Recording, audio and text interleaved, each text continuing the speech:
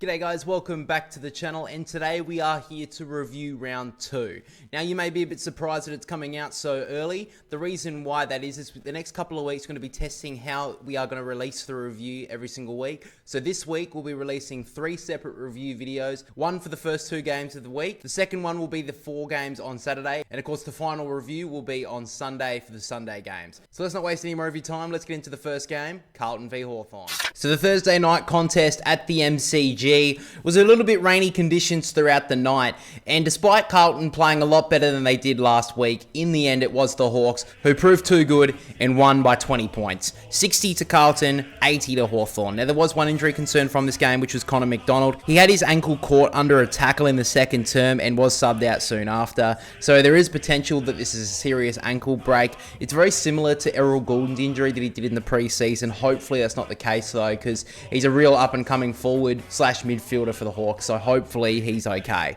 But getting to the game itself, it was a highly contested game throughout the whole night. Both teams brought the pressure, but Hawthorn were the team who kept their finger on the pressure button the whole night, and unfortunately Carlton did drop off in the final term. But the game started off very low scoring. Both teams found it difficult to put a meaningful break on the scoreboard between each other, and after a goal-for-goal opening term, Hawthorn led by 2 points at the quarter time. But both teams in the second term kicked back-to-back goals in the space of 30 seconds to bring some excitement to the contest. But it was the Blues kicking 4 goals in a row midway through the quarter to give themselves the lead. And it did seem that the Hawks had a fight on their hands. Now luckily for the brown and gold, they did finish with the final goal of the quarter to only face a 5-point deficit at the main break. And as you would expect, Hawthorn fought back in the third quarter. They kicked 5 goals either side of the second quarter to break out to an 18-point lead. But Carlton made it interesting with the final few goals of the quarter, and at 3-quarter time, Hawthorn only led by the 5 points. Now the Blues, to their credit, were with them the whole night, but unfortunately, like I said a little bit earlier, they did drop off in the final term. Hawthorn kicked the only 3 goals of the quarter, and in the end would run out winners by 20 points.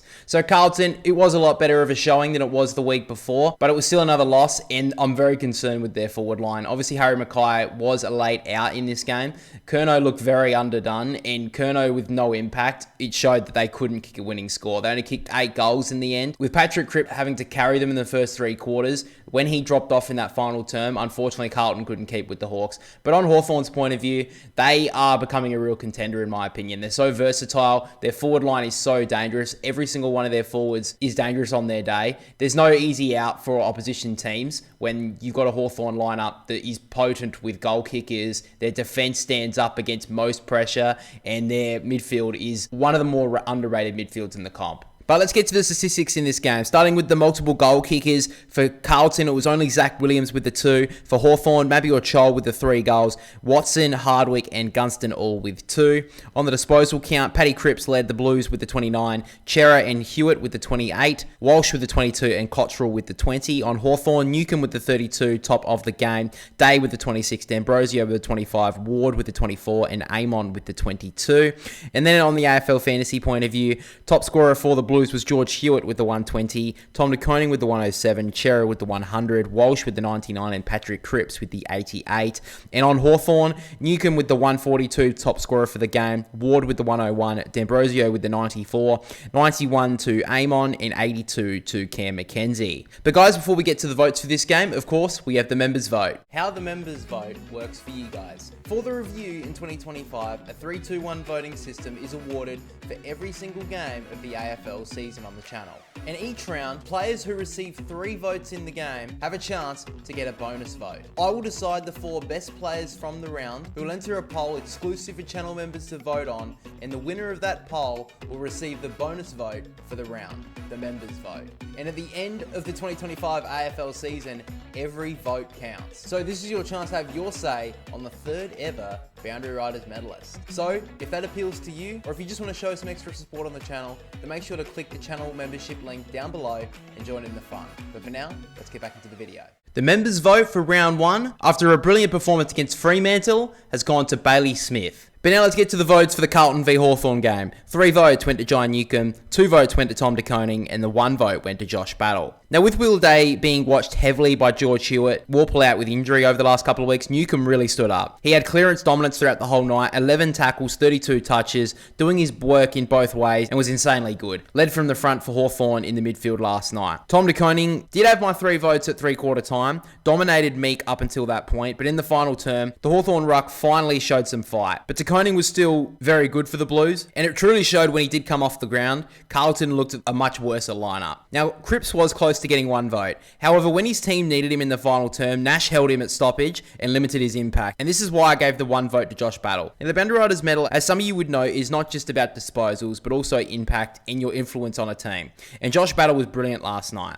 He had 21 touches, 5 marks, 9 intercept possessions, 4 score involvements for a key position player is absolutely insane. But on the defensive side, he kept his opponent in Curnow dead quiet. 0 goals and 0 impact, hence why Battle got the 1 vote. And now it's a Friday night, the Bulldogs up against Collingwood in the Bulldogs celebration game, celebrating 100 years of history, but unfortunately it was Collingwood who ruined the party. It was the Pies in a close contest who held on in the final moments to win by 6 points. 70 to the Bulldogs, 76 to Collingwood. Now there was one injury concern from this game, which was Reef McGuinness. He came off midway through the first quarter with what was originally thought to be an ankle injury, but in fact it was a knee. Now, there's a real concern about the potential season-ending injury here. Some have said that it could be an ACL, which would be really unfortunate.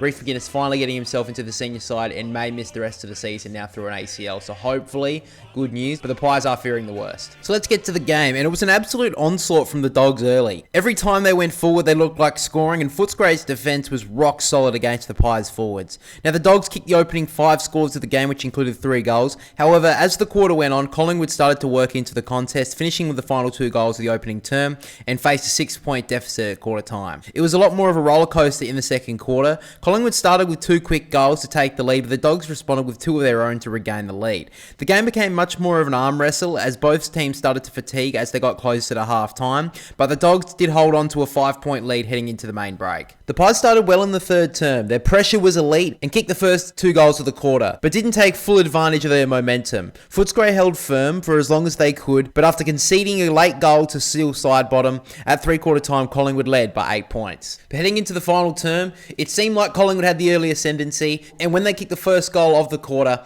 it seemed like they were about to run away with it. But the Dogs didn't lie down. They kicked 3 goals in a row to draw level and set up for a grandstand finish. However, it was veteran Pie in steel side bottom who kicked a clutch goal at stoppage, and in the end, the Pies were able to hold on in the final moments to win by 6 points. This is a great performance from both teams. Footscray really stood up in their centenary game, so many players out, and for them to fight it all the way to the end shows great maturity from a lot of their younger players, and their senior players really stood up. But Collingwood, they held on yet again in the final moments in a close game, and I think they're a real contender this year as well. We saw Hawthorn last night perform brilliantly, and Collingwood are going to be right up there as well. But now let's get to the statistics in this game. First of all, on the multiple goal kickers, Sam Darcy was the only multiple for the Bulldogs with the 4 goals too. And for Collingwood, Schultz, Hill and Sidebottom all with the 2 goals.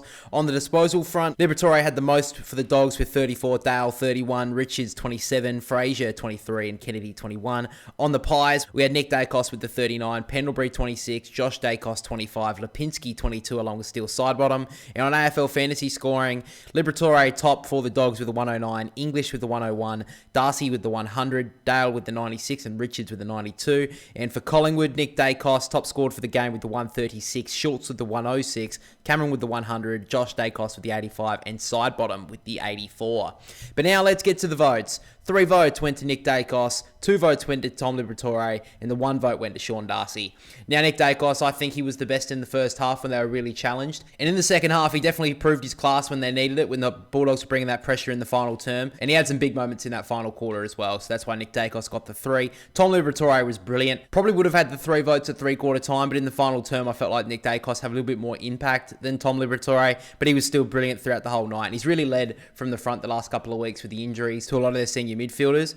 And Sam Darcy, what a performance from him in the first 2.5 quarters. He kicked 4 goals too, was the one target they could aim for up forward. It was just unfortunate for a lot of the second half with the fact that Collingwood were triple teaming him, so he couldn't really have as much of an impact in the latter parts of the game, but he's still so influential throughout the whole night. But guys, make sure to join us tomorrow as we continue the review for this round. But that is all from me, so we'll catch you all next time.